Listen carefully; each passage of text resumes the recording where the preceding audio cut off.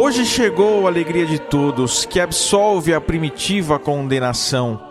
Hoje chegou aquele que está em todas as partes para encher de júbilo todas as coisas.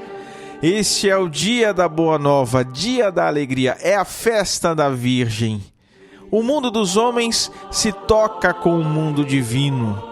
Adão se renova e Eva se livra da primitiva aflição. O tabernáculo da nossa natureza humana se converte em templo de Deus, graças à divinização de nossa condição por Ele assumida. Ó mistério! O modo do advento de Deus nos é desconhecido. O modo da concepção fica inexpressável. O anjo se faz ministro do milagre. O seio da Virgem recebe um filho. O Espírito Santo é enviado.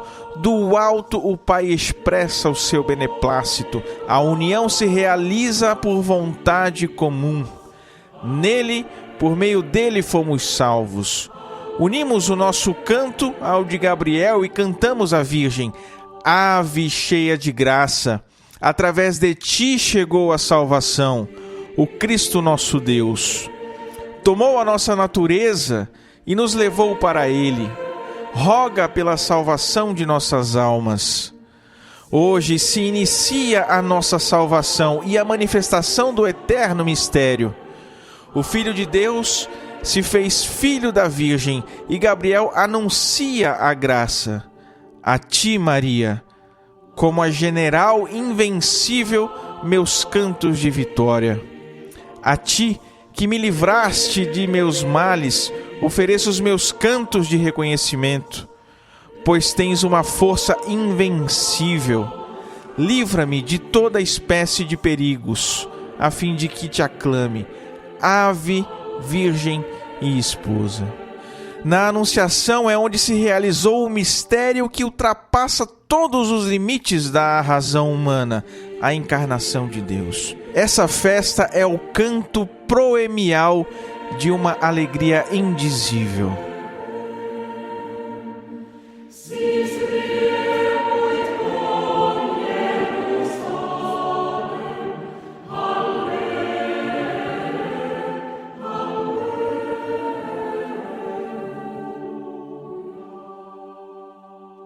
Senhoras e senhores, salve Maria! Eu sou o Peter Martins e você está ouvindo Cooperadores da Verdade, o nosso especial de Natal, episódio 46 da 4ª temporada, o penúltimo episódio do ano.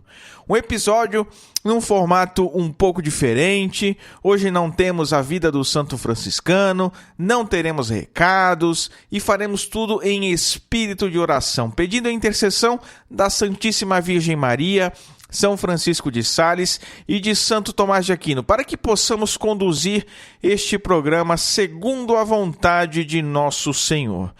Hoje nós teremos muito conteúdo e muita reflexão sobre esse belíssimo tempo que vivemos na igreja, sobre este incrível acontecimento na história da humanidade.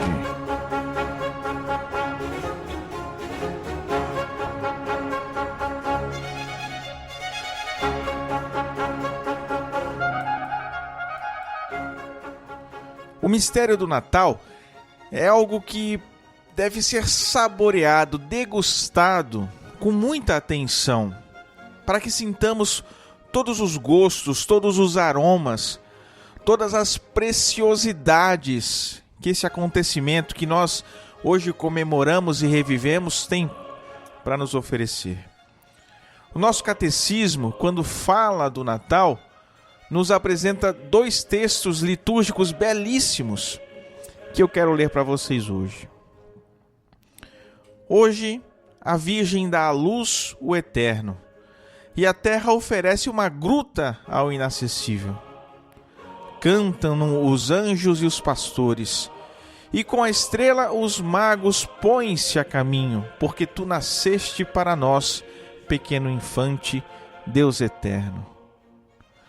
Tornar-se criança, em relação a Deus, é a condição para entrar no reino, continuou o catecismo. Ó admirável permuta, Criador do gênero humano, tomando corpo e alma, dignou-se nascer de uma virgem, e feito homem, sem progenitor humano, tornou-nos participantes da sua divindade. Chesterton diz, num belíssimo texto, que se o esboço da história humana começou numa caverna, e ele diz isso em referência aos ditos homens das cavernas, né, que deixaram os primeiros registros históricos de que se tem notícias nas paredes, nos desenhos, imagens de objetos, animais e outras coisas. A segunda metade da história humana, que equivale a uma nova criação do mundo, começa também numa caverna. E também existem animais nessa caverna da nova criação, porque era um estábulo. Foi aí, debaixo da terra pisada pelos indiferentes, que nasceu Jesus Cristo. Finaliza Chesterton. Um escândalo difícil de ser compreendido, sem dúvida. Mesmo quem está acostumado com o cristianismo, para perceber a profundidade desse mistério, sabe que é necessário, antes de tudo, que se escandalize intelectualmente diante dele. Nós não podemos, meus caros, atenuar, amenizar esse escândalo. Porque a mentalidade moderna tem uma forte tendência de colocar tudo aquilo que excede a nossa compreensão em termos racionais. Tudo aquilo que agride a nossa razão, nós temos que conformar a nossa mente medíocre.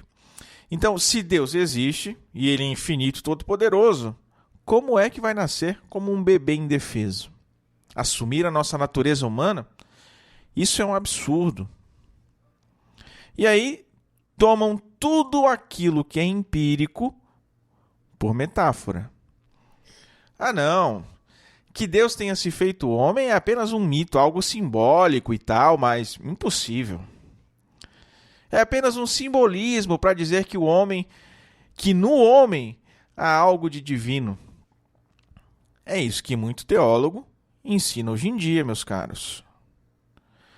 O magistério da igreja, no entanto, nesse mesmo catecismo amarelinho que nós temos em nossas casas, coloca-nos firmemente diante de um escândalo imenso. Deus, rico, soberano, infinito, criador e dono do universo, se faz pobre, indefeso, amamentado pelo leite materno. Jesus nasceu num estábulo, numa caverna, rodeado de animais. Nasceu de uma mulher pobre, com um homem muito honrado, casada, com um homem muito honrado, mas também pobre. Jesus, o Senhor do universo, não recebeu a visita da sua família quando nasceu. Não foram seus avós, seus tios, os amigos da família os primeiros a vê-lo. Foram pastores desconhecidos. É nessa pobreza que se manifesta a glória do céu. Deus, sem perder o que tinha, assumiu o que não tinha, dizia São Leão Magno. Deus não perdeu a sua divindade, mas assumiu a nossa humanidade. Deus não perdeu nada, nós é quem ganhamos. A humanidade é que foi elevada. Quem ousa compreender isso, não é? Não é à toa que a nossa igreja chama o nascimento de Jesus de mistério. Mistério é mais do que um milagre. Nós não temos a mínima capacidade de compreender. A encarnação é a maior demonstração de amor de Deus para com os homens. É a demonstração de amor por excelência, por antonomasia, né? Ou seja, se havia algo que Deus pudesse fazer para demonstrar cabalmente o seu amor pelos homens, esse algo era tornar-se um de nós. E assim ele fez. A segunda pessoa da Santíssima Trindade, Deus, se fez participante da nossa natureza humana. A encarnação de Deus é a encarnação do Filho. Vamos falar um pouco da doutrina agora, né? A encarnação de Deus é a encarnação do Filho. Não é o Pai e nem o Espírito Santo que se encarnam. Mas a obra da encarnação, aí sim nós podemos dizer que foi uma obra da Trindade. Por isso que nós vemos na Sagrada Escritura os escritores atribuindo a obra da encarnação às vezes ao Pai, às vezes ao Filho e às vezes ao Espírito Santo. Por exemplo, nós vemos lá em Hebreus: eis porque ao entrar no mundo, Cristo diz: não quiseste sacrifício nem oblação, mas me formaste um corpo. A obra da encarnação aqui é claramente atribuída a Deus Pai. Cristo está falando com Deus Pai. Depois, nós vemos em Filipenses: mas aniquilou-se a si mesmo, assumindo a condição de escravo e assemelhando-se aos homens. Aqui se está falando claramente de Jesus. A encarnação é atribuída a Cristo. E em Lucas, nós vemos a ação do Espírito Santo na obra da encarnação. O Espírito Santo descerá sobre ti e a força do Altíssimo te envolverá com a sua sombra. Por isso, o ente santo que nascer de ti será chamado Filho de Deus. Então, meus caros, assim como na obra da criação, narrada em Gênesis, nós vemos a ação da Trindade. Deus diz: façamos o homem à nossa imagem e semelhança. O Espírito de Deus pairava sobre as águas. Na nova criação, na segunda metade da história humana, como diz Chesterton, nós lemos no Novo Testamento a ação das três pessoas da Santíssima Trindade também. A obra da encarnação foi um ato único, comum às três pessoas divinas. Santo Agostinho diz, no De Trinitate, que o fato de que Maria concebesse e desse à luz é obra da Trindade, porque as obras da Trindade são inseparáveis. Não se pode separar. Tudo que é do Pai é do Filho e do Espírito Santo. Tudo que é do Filho é do Espírito Santo e do Pai. E tudo que é do Espírito Santo é do Pai e do Filho. A encarnação do Verbo, que é nosso Senhor Jesus Cristo, não afeta de modo algum a liberdade divina. Deus poderia ter escolhido que não haveria encarnação, por exemplo, ou que se encarnasse outra pessoa divina. O Espírito Santo poderia se encarnar, mas não. Deus foi livre para escolher que o Filho se encarnaria. Agora, dizer que Deus é infinitamente livre não é o mesmo que dizer que as suas decisões sejam arbitrárias. Por quê? Porque nós sabemos que o amor é a razão do agir de Deus.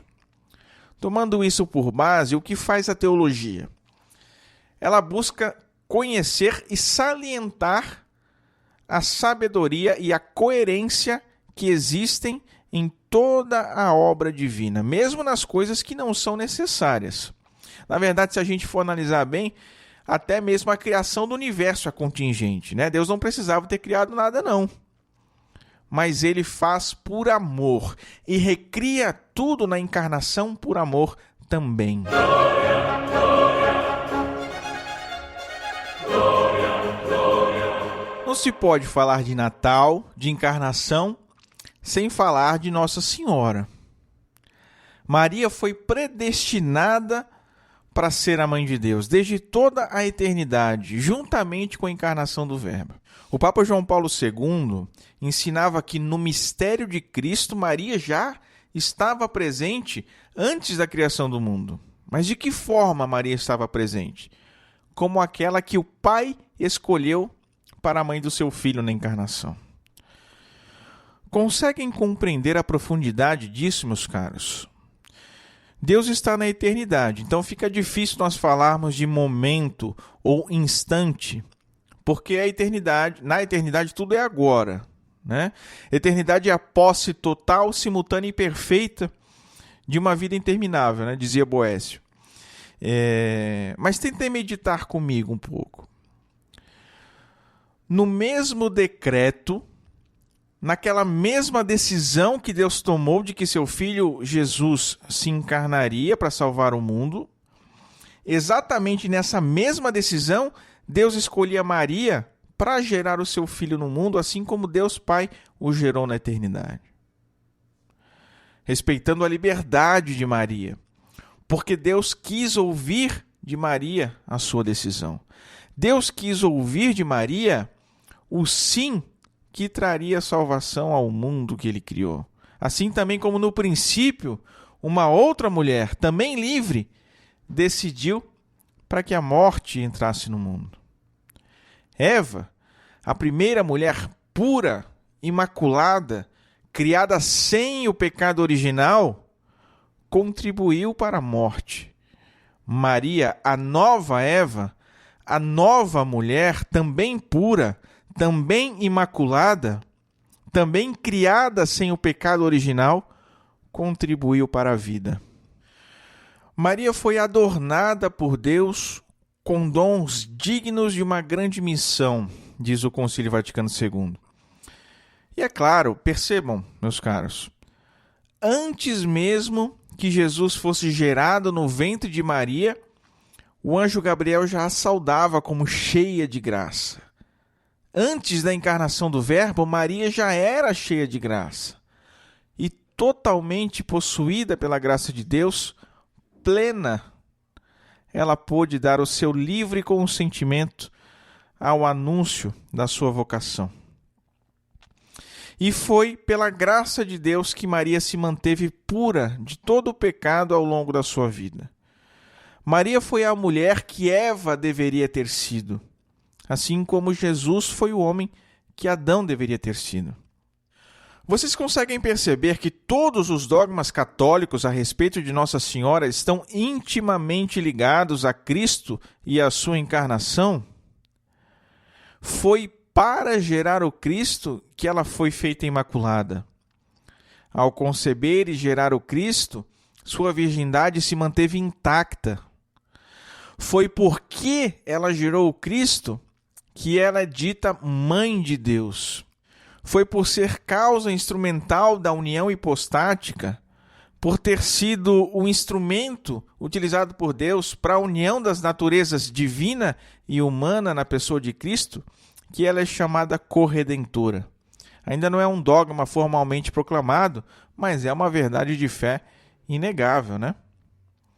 Foi por causa de tudo isso que ela foi assunta aos céus. Tudo em Maria nos leva a Jesus.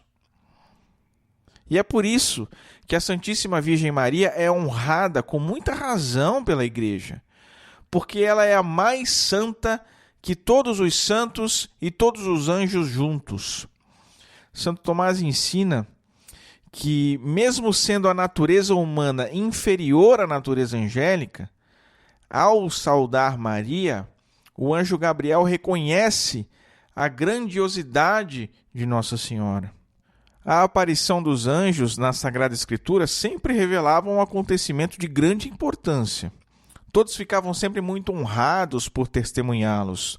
Todos reverenciavam os anjos. São mensageiros de Deus.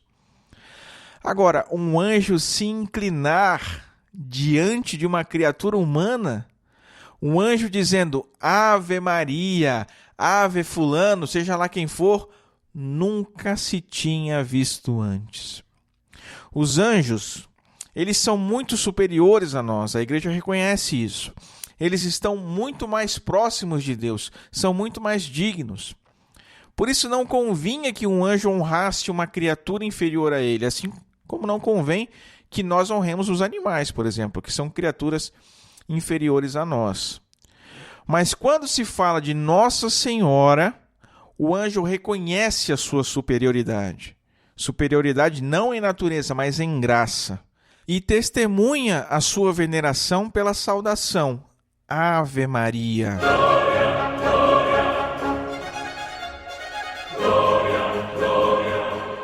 Antigo Testamento, o que será que ele nos revela sobre a encarnação de Jesus? É claro que tem muitas coisas a nos dizer. Mesmo depois do pecado original, Deus não abandonou a humanidade, muito pelo contrário, ele a conduziu, ele prometeu um Salvador e a preparou para receber esse Salvador. E é isso que conta toda a escritura do Antigo Testamento. Deus estabeleceu uma aliança com os homens, primeiro Noé, depois Abraão. Essa aliança foi renovada com Isaac, com Jacó. E no Antigo Testamento, a sua expressão mais completa será com Moisés. O profeta Natã profetiza uma das palavras divinas mais importantes do Antigo Testamento, que o Messias será da descendência de Davi e que reinará sobre todos os povos, não apenas sobre Israel. Miqueias profetizou que o Salvador nasceria em Belém. Isaías revelou que ele seria chamado Emanuel, Deus conosco, que será o Deus forte, Pai eterno, Príncipe da paz. E ainda há muitos outros textos que descrevem o Messias como rei, como servo de Javé, que assumirá em seu corpo a reconciliação e a paz. E o texto importante de Deuteronômio 7, em que o Filho do Homem, que misteriosamente, através da humildade e do rebaixamento, supera a condição humana e restaura o reino messiânico em sua fase definitiva. Vi um ser semelhante ao Filho do Homem vir sobre as nuvens do céu. A ele foram dados império, glória e realeza, e todos os povos, todas as nações e os povos de todas as línguas os serviam. Seu domínio será eterno, nunca cessará, e o seu reino jamais será destruído. A tradição da igreja ainda reconhece várias figuras de Jesus no Antigo Testamento. O que seriam essas figuras? São personagens que, devido à sua condição, à sua missão, a alguma virtude em especial, como que simbolizam nosso Senhor. Mas olha só, é importante nós termos em mente que essas pessoas não são meros personagens de literatura, gente. São figuras históricas que realmente existiram. Então, é como se Deus construísse o mundo, como se Deus conduzisse a sua história e providenciasse os personagens que já na antiguidade remetiam àquele que viria, para que pedagogicamente Deus levasse o seu povo a reconhecer o Messias. Então nós temos aí o exemplo de Abel, que foi morto inocentemente. Isaac, o inocente, condenado à morte, sobe ao monte com a lenha nas costas, se deixa amarrar sem resistência alguma. Melquisedeque, o rei da justiça, que também era sacerdote. José do Egito, do Antigo Testamento, não é José o pai de Jesus. José do Egito, que foi vendido pelos irmãos. Depois, o cordeiro pascal, a serpente de bronze levantada por Moisés no deserto. A lista é grande, E os escritos dos Santos Padres sempre são muito ricos na apresentação desses tipos, dessas figuras, porque a igreja sempre leu o Antigo Testamento em vista do Novo.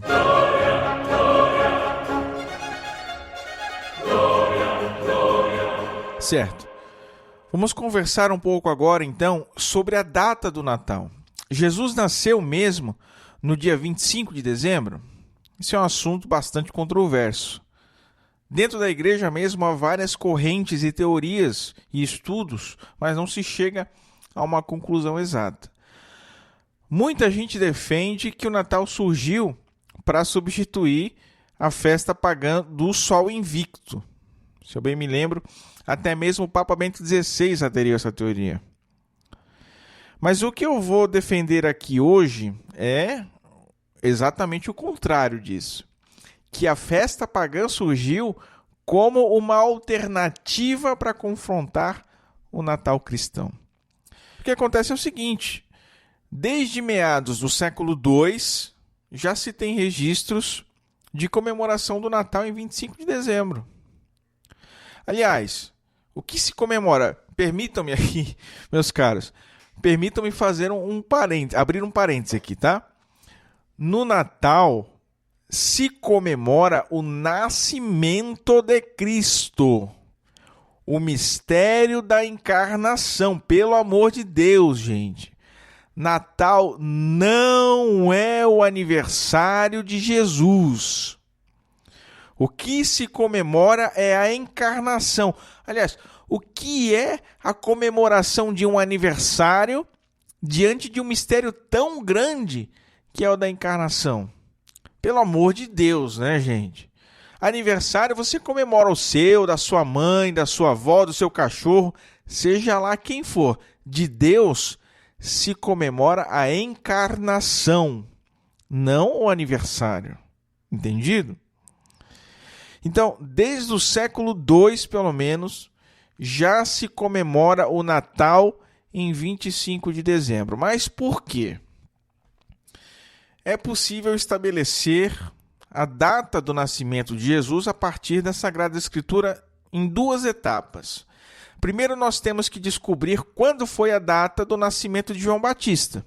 E o segundo passo aí é, utilizando a data de João Batista como chave, nós buscamos a data do nascimento de Cristo.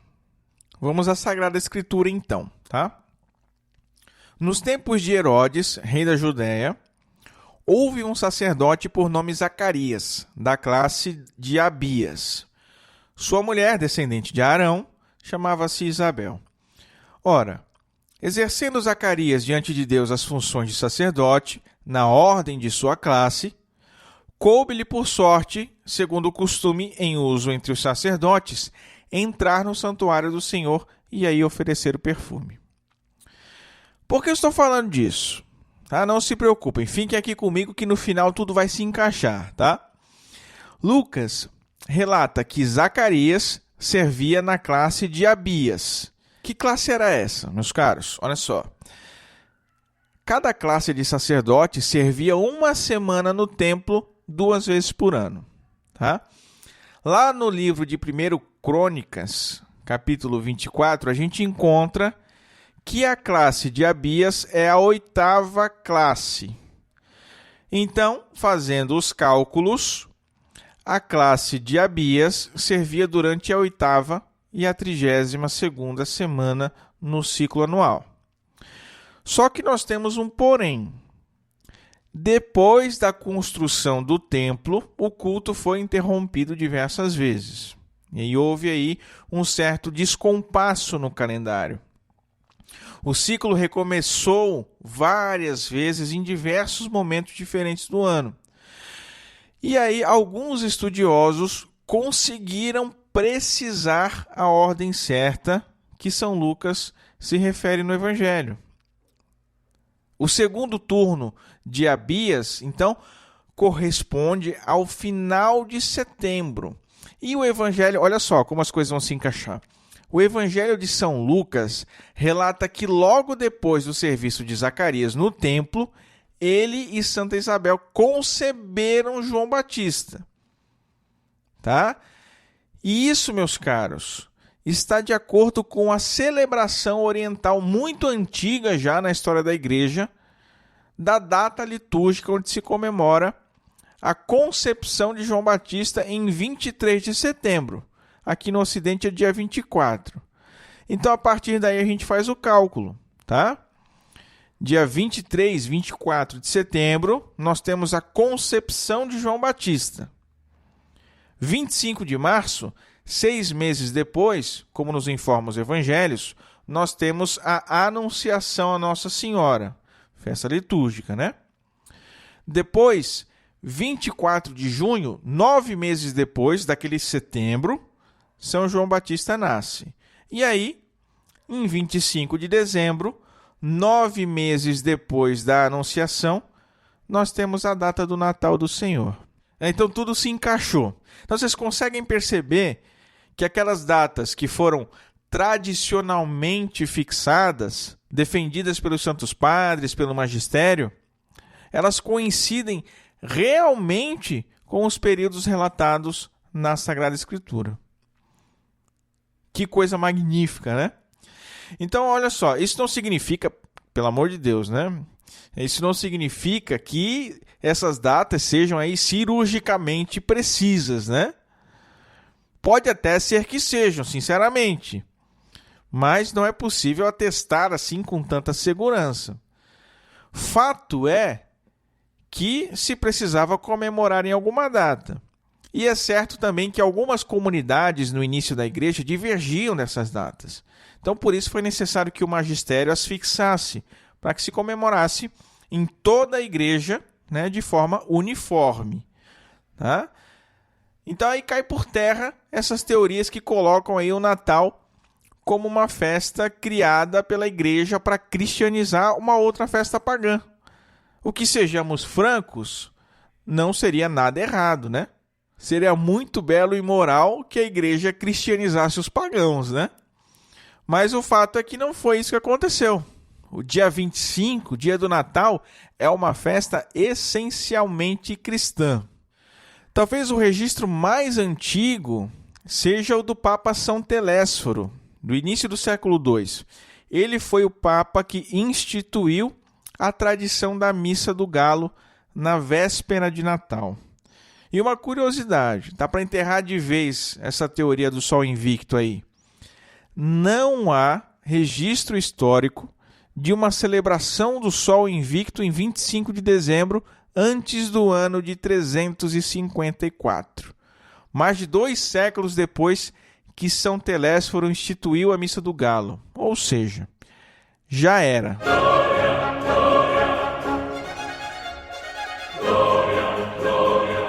Então, meus caros, como vocês já notaram, eu estou buscando, nesse episódio especial de Natal, abordar um pouquinho de cada coisa, de cada assunto que se pode falar do Natal. Começamos falando da encarnação, da doutrina, da obra, né, de Nossa Senhora, do Antigo Testamento, da própria data do Natal em si, mas tem ainda algo muito importante para a gente falar sobre o Natal, que é justamente a celebração do Natal na igreja, ou seja, a liturgia do Natal. Né? Alguns pensam, infelizmente hoje, a nossa fé, a nossa liturgia, a nossa doutrina, foram muito deturpadas. Né? Então, muita gente pensa que Natal é comemorar o aniversário de Jesus. Eu já falei que não, né? Já falei lá no início do episódio que não tem nada a ver com isso. E ainda tem padre que canta parabéns para você, parabéns para Jesus nas missas, né? Algo assim completamente fora de propósito, contrário ao sentimento da igreja, fora do sentido da celebração do Natal, né? Não tem nada a ver uma coisa com a outra. Mas então vamos entender agora um pouquinho mais, liturgicamente, o que é a celebração do Natal. O que nós celebramos na igreja. Tá bom? Então, antes de tudo, nós vamos precisar entender o que é a liturgia. Tá? A celebração da igreja, né? O que é a liturgia? O nosso Deus, quando quis nos salvar, ele agiu na nossa história concretamente. Primeiro, ele agiu na história de toda a humanidade, guiando todos os povos. Né? E isso fica mais evidente quando nós vemos a vida dos sábios antigos. Pela própria Sagrada Escritura mesmo. Né? Nós vamos ver Deus guiando o seu povo, guiando a história da humanidade, através de pessoas escolhidas por ele, que nem pertenceram ao povo de Israel. Santo Abel, Santo Enoque, São Matusalém, São Noé, São Melquisedeque, São Jó, São Balaão, nenhum desses pertencia ao povo de Deus, mas Deus agia através deles. E eles são considerados santos, sim, pela tradição da igreja. Depois, Deus agiu de modo forte, intenso e aberto, para todo mundo ver, na história do povo de Israel. Com os profetas, ele lançava a sua palavra. Com a mão estendida, seu braço potente nas obras maravilhosas que ele fazia em benefício do seu povo eleito, não é? Por fim, meus caros, Deus agiu de modo pleno e total, fazendo-se pessoalmente presente aqui na terra, na pessoa de Jesus Cristo, que é o cume, o centro e a finalidade da revelação e da ação de Deus. Em Jesus, preste atenção, em Jesus, tudo o que Deus sonhou para a humanidade se realizou de modo pleno, único, absoluto, completo e definitivo. Então, nosso Deus não se revela principalmente com os ensinamentos, com doutrinas e conselhos.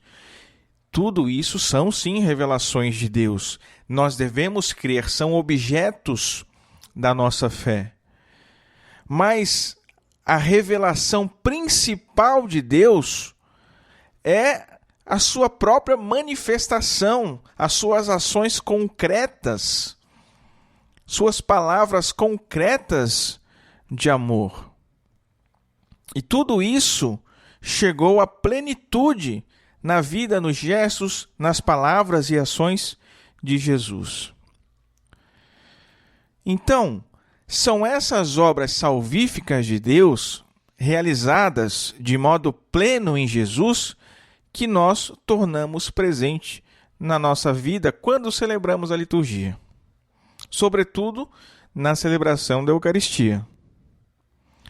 Na força do Espírito Santo, através das palavras, dos gestos, dos símbolos litúrgicos, os acontecimentos do passado, que são todos resumidos em Cristo, na sua encarnação, no seu nascimento, na sua morte e ressurreição, no dom do seu Espírito Santo, tudo isso se torna presente em nossa vida. Na missa, na Sagrada Liturgia. Então, conscientes disso, vejamos o caso do Natal. Quando a igreja celebra as 5 festas do Natal, e aqui eu preciso abrir um parênteses, porque não é apenas uma festa, são 5. Nós temos o Natal, temos em seguida a celebração da Sagrada Família, a festa da Sagrada Família, depois a solenidade de Santa Maria, Mãe de Deus, a solenidade da Epifania do Senhor e a festa do Batismo do Senhor. Tudo isso são festas próprias do Natal. São as 5 festas do Natal. Então, quando a igreja celebra essas 5 festas do Natal, ela quer celebrar não o aniversarinho do menininho Jesus. O que ela quer fazer, e faz definitivamente, é tornar presente para nós, na força do Espírito Santo, a graça da vinda de Cristo. Celebrando a liturgia do Natal, aquele acontecimento do passado, a manifestação do Filho de Deus, a encarnação, torna-se presente hoje em nossa vida. Na liturgia do Natal, a igreja não diz: há 2000 anos nasceu Jesus. Não, nada disso.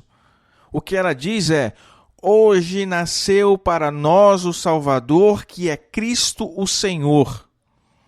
Alegremo-nos todos no Senhor. Hoje nasceu o Salvador do mundo. Desceu do céu a verdadeira paz. É isso que se canta na antífona de entrada da missa da noite de Natal. Então, celebrando as santas festas do Natal, nós celebramos a manifestação do Salvador no nosso hoje, na nossa vida, no nosso mundo, agora. A liturgia tem essa característica. Na força do Espírito Santo, torna presente realmente, de verdade, aquele acontecimento ocorrido no passado. Não é uma repetição, não é uma mera recordação. Não se faz apenas uma memória, vaga. É, na verdade, aquilo que a Bíblia chama de memorial. E aquilo que a Bíblia chama de memorial não é um simples resgate de memória. É tornar presente os atos de salvação de Deus. A Eucaristia é a celebração, o memorial da Páscoa do Senhor. Então você pode se perguntar, como é que no Natal a gente celebra a missa que é a Páscoa? Né? Como é que já no Natal a igreja mete a celebração da Páscoa aí? É que a Eucaristia, meus caros, não é simplesmente a celebração da paixão.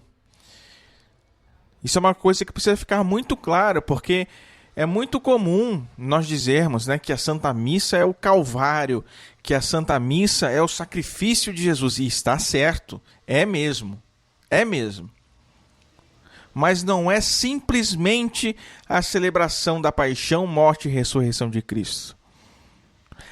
Cada missa se celebra todo o mistério da nossa salvação. Todo o mistério da encarnação, toda a história do mundo governada por Deus, guiada com o fim, com a finalidade, a encarnação e a nossa salvação, tudo aquilo que Deus realizou por nós, desde a criação até agora, que tem por seu centro em Jesus, é isso que nós celebramos na missa. Então nós celebramos as 5 festas do Natal, celebrando a missa, porque aí o mistério, o acontecimento da nossa salvação se torna presente e atuante na nossa vida. Voltando para casa, após a Santa Missa do Natal, nós podemos dizer: hoje eu vi, hoje eu ouvi, hoje eu experimentei e testemunhei, e hoje eu anuncio. Nasceu para nós Jesus. Nasceu para o mundo um Salvador. Ele veio, ele não nos deixou, ele se fez o nosso companheiro de estrada. Celebrando a Eucaristia do Natal, recebemos a graça do Natal, entramos em comunhão com o Cristo que veio no Natal, porque recebemos no corpo e sangue do Senhor o próprio Cristo que nasceu para nós. E agora, Cristo ressuscitado, pleno do Espírito Santo. Preste atenção, meus caros. A graça do Natal chega a nós hoje mais do que chegou para José, mais do que chegou para os pastores, para os magos, porque eles viram um menininho no presépio, enquanto nós o recebemos dentro de nós. O seu corpo no nosso corpo, o seu sangue no nosso sangue, a sua alma na nossa alma, o seu espírito no nosso espírito.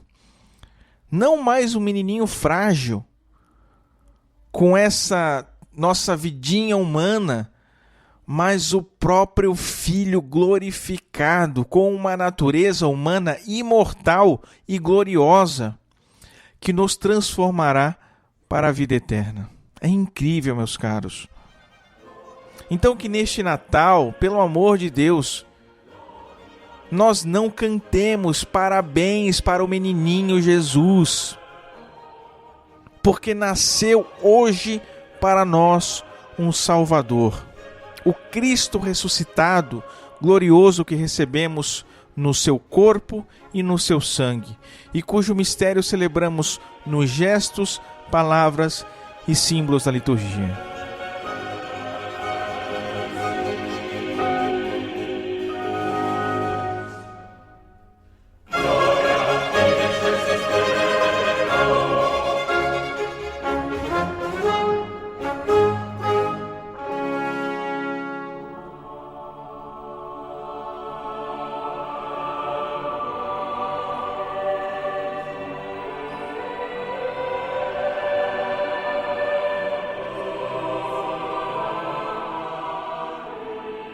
Rezemos a Virgem que nos proteja, nos guie e cuide do nosso apostolado. Salve Regina Mater Misericordiae, vita dulcedo spes nostra salve. A te clamamos, exules filieve, a te suspiramos gemetes et fentes in hac lacrimarum vale. Eia ergo advocata nostra, illos tuos misericordes oculos ad nos converte, et iesum benedictum fructum ventris tui, nobis post hoc exilium ostende, o clemens, o pia, o dulcis Virgo Maria, ora pro nobis sancta Dei genitrix, o dignificiamur promissionibus Christi. Amém. Subtum presidium confuginus sancta Dei genitrix, nostras deprecationes ne despicias in necessitatibus nostris, sed a periculis cunctis libera nos semper, Virgo gloriosa et benedicta. Amém.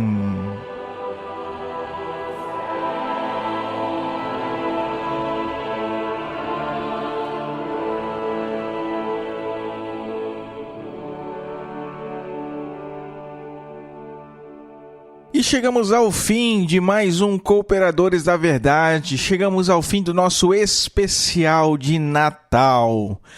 Esse não é o último programa do ano, não é o último episódio do ano. Ainda tem um que vai ser lançado na última segunda-feira de 2019. Mas eu quero aproveitar essa grande oportunidade para agradecer a você, querido ouvinte, querida ouvinte, que nos ouve pelas mais diversas plataformas que nós temos disponíveis na internet, você que nos ouve pelas rádios. Que Deus te abençoe imensamente neste Natal, que nosso Senhor Jesus Cristo realmente nasça no seu coração, que seja um período de muita fé, de muita devoção, de muita conversão para você, para sua família. Não posso deixar de agradecer também a todos os nossos apoiadores, os sócios do nosso Clube do Ouvinte, que nos ajudam na manutenção desse apostolado. Esse foi um ano especialmente difícil, com a mudança de apresentadores, né? Eu assumi na metade do ano Cooperadores. Não sabia fazer nada disso aqui, mas quando a gente não sabe fazer algo, eu creio que nós estamos muito mais disponíveis, muito mais desamarrados para que Deus possa nos conduzir. E creio que assim foi durante todo esse ano. Graças a vocês que foram utilizados, que foram usados pela providência de Deus, esse apostolado se manteve. Porque, sinceramente, meus caros, não foi nenhuma nem duas vezes que eu pensei em desistir. Que eu pensei realmente em desistir. Mas as pessoas testemunhando a bênção que o Cooperadores estava levando na sua vida, novos apoiadores, novos sócios do Clube do Ouvinte chegando, certamente eu entendi como um grande sinal de Deus para que eu permanecesse firme. E vou permanecer firme também durante todo o ano de 2020, onde nós vamos trazer muitas coisas novas, se Deus quiser. É claro que eu preciso fazer um agradecimento todo especial à nossa equipe, a equipe Cooperadores da Verdade, o Gabriel, a Andressa, o Igor e todos os outros que nos ajudam no desenvolvimento das pautas, que nos ajudam escrevendo artigos para o nosso site, traduzindo artigos para o nosso site, produzindo conteúdo para as mídias sociais. Nós realmente buscamos fazer o melhor para vocês que nos ouvem, que nos acompanham, e essas pessoas realmente foram usadas por Deus nos trabalhos que desempenharam aqui, que Deus providencie que continuem conosco nesse ano novo que chega. Deus os abençoe, meus caros. Muito obrigado a vocês da nossa equipe. As nossas rádios que transmitem também os episódios do Cooperadores da Verdade toda semana. Eu não vou falar o nome de todas elas porque realmente são muitas. Eu passaria 1 hora aqui, eu acho, só citando o nome das rádios, né? O nosso muito obrigado. Muito obrigado pela compreensão quando eu pedi aos radialistas, né, para que fizesse a mudança da periodicidade do nosso podcast, que era semanal. Pedi que fosse quinzenal para que eu pudesse manter a qualidade do conteúdo e não apenas a periodicidade. E alguns deles ainda reprisavam, no espaço que ficou aberto, reprisavam o nosso programa.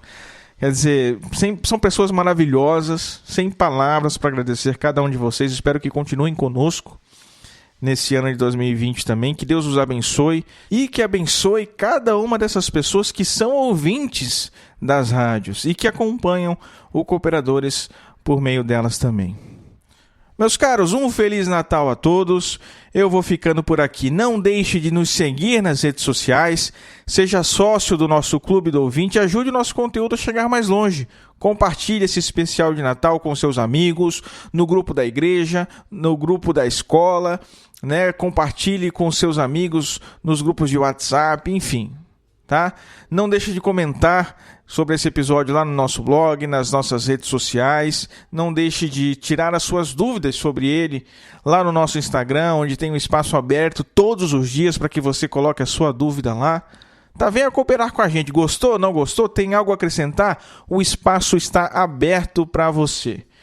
O Cooperadores da Verdade pertence ao Centro de Estudos São Francisco de Sales, que é o núcleo de formação da Milícia de Santa Maria, aqui em Itajaí, Santa Catarina. Para conhecer mais, acesse sãofrancisco.org e miliciadesantamaria.org.br. Muito obrigado, meus caros. Mais uma vez, Feliz Natal. Deus os abençoe. Não deixem de rezar por nós. Salve Maria!